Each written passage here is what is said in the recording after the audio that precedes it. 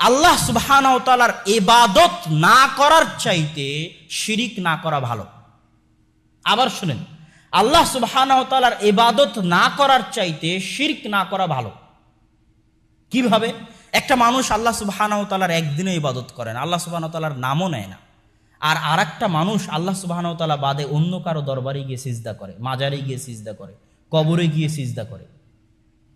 এই মানুষটার মধ্যে ওই মানুষটা খারাপ যে আল্লাহ সুবহানাহু ওয়া তাআলা বাদ দিয়ে অন্য কারো কবরে গিয়ে সিজদা দিয়েছে।